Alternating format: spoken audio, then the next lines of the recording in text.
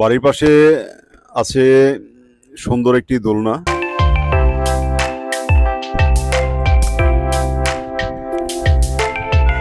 রাস্তার দুধারে আছে সবুজ ঘাস, আর আছে বড় বড় গাছ, ছোট বড় গাছ মিলিয়ে অত্যন্ত সুন্দর একটি জায়গা।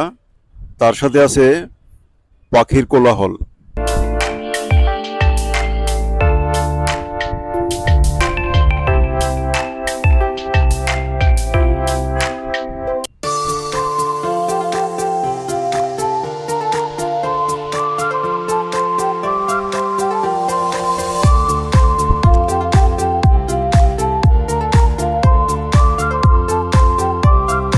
এখানে একটি খুব বড়সড় খেলার মাঠ।